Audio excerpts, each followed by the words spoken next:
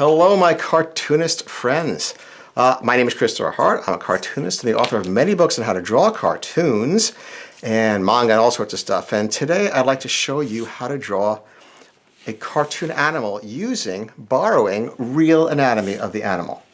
I get a lot of people drawing cartoons using these cartoon tutorials on my Facebook. And they always wonder, how do I get better at this? How do I get better at that? So I thought, well, this would be a great one to show because unless you really know what it is you're drawing, it's hard to exaggerate it because you don't know exactly what to exaggerate. So we're going to do a bear. And here is where the face is going to be, and then turn this into a cartoon. And here's the bump up here. Let's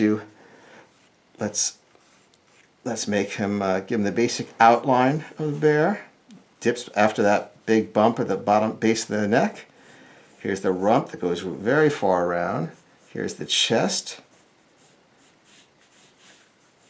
And the tummy over here.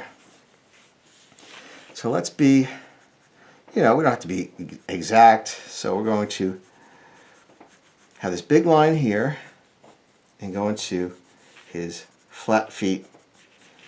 And he's going to have short flat feet with a very low point right here. That's the elbow.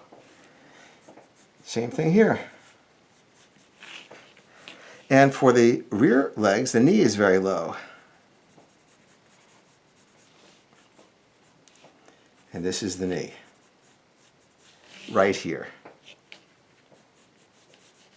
Now I'm going to go over this with a black marker when we finish. But right now it just gives us a good basis to go on. And then I will explain as we go.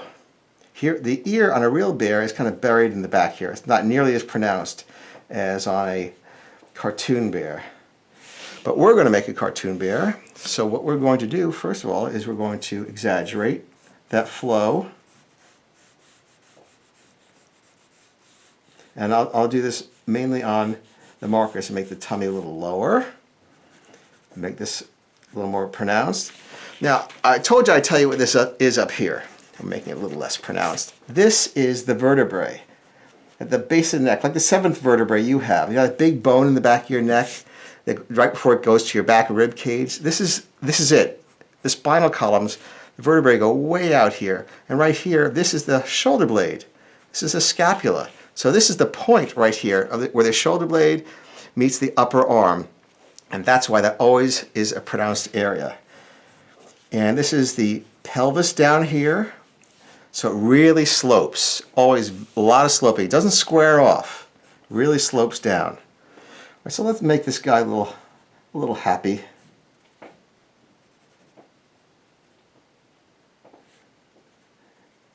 And just want to get that in. And I'll do it over a marker, but because, well, maybe I have this here. I have a marker I think I can, pardon me, there. I've got a marker that I can do this with. I need a very thin marker for the eyes here. And for the face, because it's small. All right. So we'll do this over in marker now, and I will do this over in marker, and then we will get to see what it looks like with all the sketch stuff gone. And I will do it in a thicker marker, which is quicker, but I don't want to go too quickly over this part here, because I want to make it look right. Except a little ear, a little fuzzy ear buried there, rounded head. Okay, and a little bit of fur here.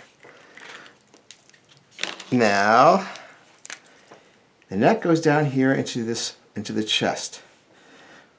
The chest goes back up, but then again, the tummy gets very big. Here's the point of the shoulder we spoke about. Here's the elbow right here. That's the point of the elbow. Shoulder is higher than the elbow, just like on a person, right? Very flat feet, just like some people.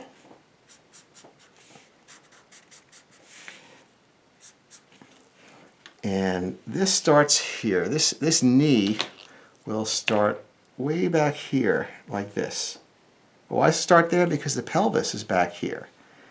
So it has to wind around it. It has to wind around it. So we'll indicate that a little bit.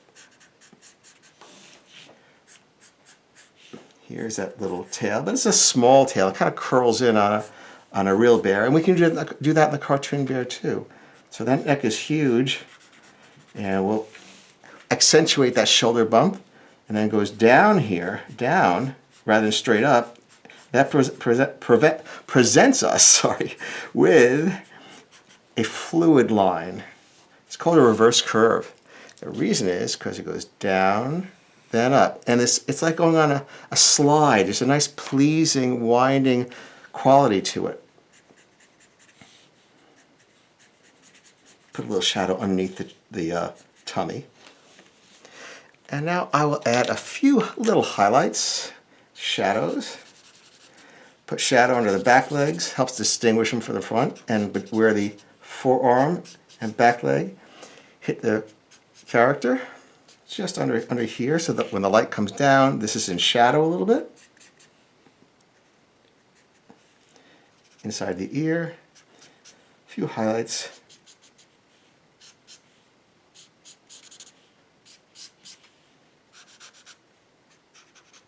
And there you go. So there is a bear character based on using the real anatomy of a bear, but you can change it any way you want. It's just good to have the tools. I have new videos for you. I upload them every Monday. I hope you'll subscribe now, so I'll see you next week as well. Thanks for watching. Bye-bye.